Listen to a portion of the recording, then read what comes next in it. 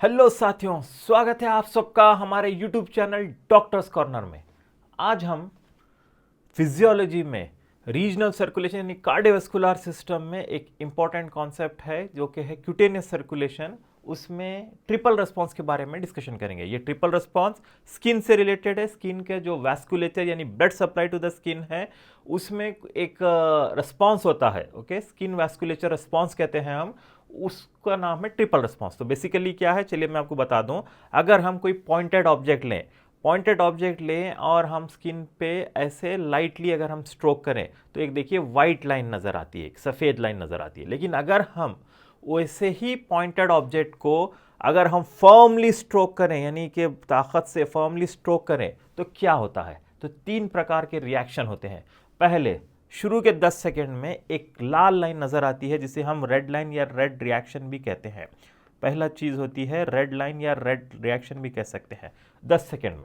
फिर उसके बाद 45 सेकेंड से लेके एक आध मिनट तक ये रेड लाइन के अतराफ का जो हिस्सा है ये भी पूरा सा एरिथमेटस यानी कि लाल लाल नज़र आ जाता है, तो इरेगुलर आउटलाइन का। तो इस रिएक्शन को हम कहते हैं फ्लेयर, यानी कि फ्लेयर यानी बढ़ रहा है, रेड रिएक्शन जो है बढ़ रहा है, तो इसे हम कहते हैं फ्लेयर। सो दूसरा है फ्लेयर। और थर्ड यानी कि अब 3 मिनट के बाद वहाँ पर जो है सूजन जमा हो जाती है यानी कि पानी अंदर से जमा होता है, उसे हम एडिगमा भी कहते हैं। उस रिएक्शन को कहते हैं व्हील।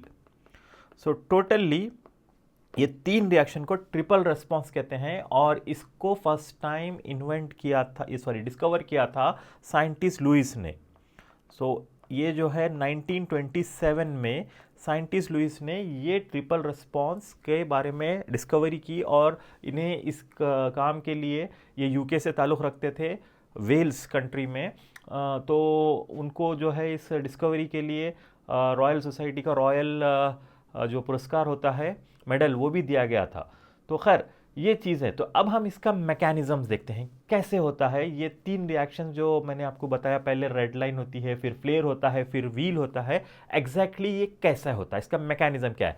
तो फ्रेंड्स याद रखिए, ये 3 मार्क्स का या 2 मार्क्स का बहुत इंपॉर्टेंट क्वेश्चन फिजियोलॉजी में आमतौर पर शॉर्ट आंसर्स में पूछा जाता है exam point of view first MBBS में।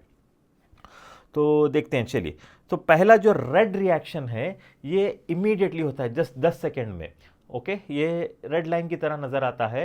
तो इसका कॉज क्या है, तो जो आर्टरी से आर्टीरियोल्स बनते हैं, आर्टीरियोल से जो है मेटा आर्टीरियोल्स, उसके बाद जो है कैपिलरीज। तो कैपिलरीज से पहले जो प्री कैपिलरी स्फिंक्टर्स होते हैं वो डायलेट हो जाते हैं। डायलेट यानी कि उसका जो डायमीटर बढ़ जाता है, तो डायलेट होने की वजह से ज़्यादा खून जाता है, इस वजह से लाल लाइन नज़र आती है। जैसे हम स्ट्रोक करते हैं तो वहाँ पर ये लोकल रिएक्शन है, एक केमिकल हिस्टामिन की वजह से या ब्राइडिकाइनिन की वजह से निकलने के लिए, आमतौर पे ब्राइडिकाइनिन या हिस्टामिन केमिकल जो है रिलीज होता है लोकली स्किन पर, और वो जो है ब्लड वेसल्स को, स्पेशली प्री कैपिलरी स्फिंक्टर्स को डायलेट कर देता है, यानी कि उसका जो डायमीटर है उसको बढ़ा देता है, और खून का दौरान ज़्यादा होने की वजह से हमें रेड लाइन नज़र आती है जो कि 10 सेकेंड में होता है। ठीक है, इस तरह की। अब सेकेंड है फ्लेयर। फ्लेयर जो है यानी कि एक्सपैंड, नाम से ही आप मान सकते हैं फ्लेयर हो रहा है यानी बढ़ रहा है। तो ये जो है 45 सेकेंड से कुछ मिनट्स तक नज़र आता है। तो ये जो है एक लोकल रिस्पॉन्स नहीं है, ये एक न्यूरोनल रिस्पॉन्स है। तो ये एक एक्सॉन रिफ्लेक्स के जरिए होता है। हम डिस्कस करेंगे एक्सॉन रिफ्लेक्स क्या है। इसमें बेसिकली क्या होता है, आर्टीरियोल्स और प्री कैपिलरी स्फिंक्टर्स जो है वो डायलेट हो जाते हैं। तो कैसे डायलेट हो जाते हैं देखते हैं, और ये रिएक्शन कैसे डिफ्यूजली स्प्रेडिंग इरेगुलर आउटलाइन की रेडनेस होती है। तो वो होता क्यों है, ये लोकल रिस्पॉन्स है, देखिए याद रखिए। और ये जो है न्यूरल कंट्रोल एक्सॉन रिफ्लेक्स। चलिए एक्सॉन रिफ्लेक्स के बारे में डिस्कस करते हैं। एक्सॉन रिफ्लेक्स तो सेपरेटली ये भी 3 मार्क्स का क्वेश्चन आ सकता है। एक्सॉन रिफ्लेक्स क्या है, देखिए ये एक स्किन है, स्किन से जो नर्व्स कनेक्टेड होती है सेंटर पे जो जाती है, जो एफरेंट नर्व कही जाती है, जो कि स्पाइनल कॉर्ड को जा रही है। ठीक है, ये टाइप का जो कंडक्शन है इसे हम कहते हैं ऑर्थोड्रोमिक कंडक्शन। ऑर्थोड्रोमिक कंडक्शन, ठीक है, ऑर्थोड्रोमिक है यानी कि सेंटर की तरफ जाता है।